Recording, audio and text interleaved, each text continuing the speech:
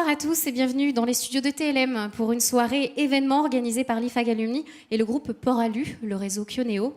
Au programme ce soir, donc une table ronde sur la thématique entreprendre et distribuer en réseau. Nous aurons 52 minutes pour creuser le sujet grâce à la participation active de nos 4 invités.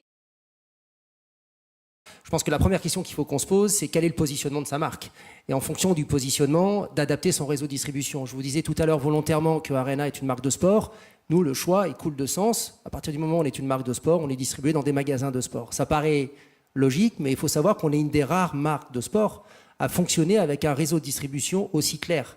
Il y a d'autres marques de sport que vous allez retrouver, par exemple, en distribution alimentaire, sur des sites internet de discounters, etc. Nous, on a fait ce choix d'avoir un réseau de distribution extrêmement maîtrisé.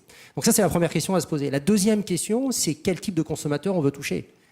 Et je dirais qu'il y a une troisième question qui complexifie le choix, c'est quel type de consommateur pour quel type de produit. Voilà. Une fois qu'on a mis ça sur la table, on peut commencer à avoir les idées claires et travailler sur la construction de son propre réseau de distribution. Il y a en fait deux grandes raisons. La première raison, c'est le coût du travail. C'est-à-dire qu'aujourd'hui, le coût du travail est cher et faire travailler des franchisés, c'est moins cher que faire travailler des salariés. Donc ça, c'est la première raison et c'est historique en France depuis maintenant peut-être une quarantaine d'années.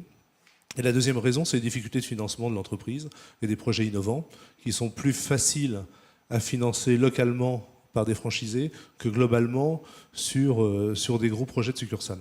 Les avantages, moi j'en vois un fondamental, c'est l'implication des gens localement. C'est-à-dire qu'un franchisé, il est dans son magasin, c'est son affaire, il a effectivement la relation avec son franchiseur, mais il est impliqué complètement dans sa vie locale et dans son marché local. Ça, c'est quelque chose qui est extrêmement complexe parce qu'on a toujours tendance, quand on est chef d'entreprise, à plier à la facilité, à se dire je vais ouvrir mon réseau de distribution pour faire un maximum de chiffre d'affaires.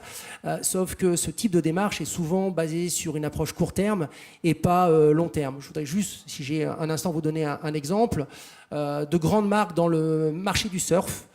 Quicksilver, Rip Curl, Billabong, qui sont sûrement des marques que vous connaissez là aussi.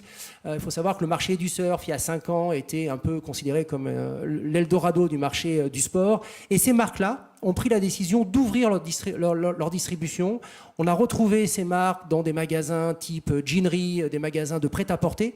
La conséquence, c'est que leur image s'est détériorée. Ils ont perdu leurs consommateurs d'origine, les surfeurs, ces consommateurs qui constituent l'image de leur marque. Et aujourd'hui, ils sont en très grande difficulté. Voilà, c'est un bon exemple qui démontre qu'il faut toujours être très prudent quand on réfléchit sur son réseau de distribution, à la fois sur son développement et sur son animation. Sur le point que vous venez, enfin la question que vous avez citée, est-ce qu'il faut être partout? Bien sûr, il faut être partout. À partir du moment où vous êtes certain de rentrer en contact avec votre consommateur. Il faut être partout là où se trouve le consommateur. À partir du moment où vous êtes sur un réseau de distribution qui ne va pas vous permettre de toucher votre consommateur, il ne faut surtout pas y aller. Surtout pas y aller. Non, et puis il faut être partout en cohérence avec sa marque. Il ne faut pas être partout pour être partout. Il faut être partout dans son ADN. Carrefour fait pour la première fois en France des cubes. C'est-à-dire, dans 2 gares à Paris, ils ont installé des cubes d'images, donc 4 murs d'images, où les gens peuvent sortir leur smartphone, de scanner le GenCode et commander leurs courses qui leur seront livrées à domicile. Et peut-être qu'il faut aussi qu'on soit plus proche de nos consommateurs et donc de se retrouver précisément sur le lieu où sont utilisés nos produits, c'est-à-dire les piscines, pendant les événements de natation, les compétitions de natation, où on a pris la décision d'être présent par l'intermédiaire de boutiques éphémères, qui sont de véritables boutiques, avec un merchandising adapté, un assortiment de produits adapté, qui nous permet, là aussi, d'avoir ce contact avec le consommateur, de tester des approches. Donc c'est un laboratoire de recherche pour nous au niveau commercial. C'est aussi une vitrine, ça permet d'exposer le savoir-faire de la marque Arena auprès de ses consommateurs. Et enfin, c'est une source de business additionnelle qui est aujourd'hui non négligeable. Entretenir ou développer un réseau de distribution nécessite un investissement et un accompagnement sans faille. Manuel Inigo, Kyonéo prévoit, donc on l'a dit, passer de 40 à 150 distributeurs d'ici 2017. Comment est-ce que vous allez faire, sachant que votre réseau de distribution est jeune par rapport à d'autres marques concurrentielles comme K-Parka, Triba, Arrêt Fenêtre? Eh bien, l'enjeu est peut-être un peu ambitieux, mais nous avons mis en place pas mal de de points à développer.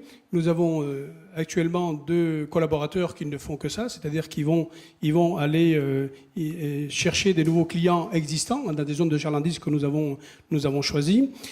Ensuite, nous avons la soirée d'aujourd'hui. Hein, c'est fait aussi pour attirer des clients de chez nous. Nous avons des accords aussi avec des écoles de commerce actuellement pour accueillir des jeunes masters qui deviendront des chefs d'entreprise demain. Donc on les forme en alternance chez nous pendant 2 ans.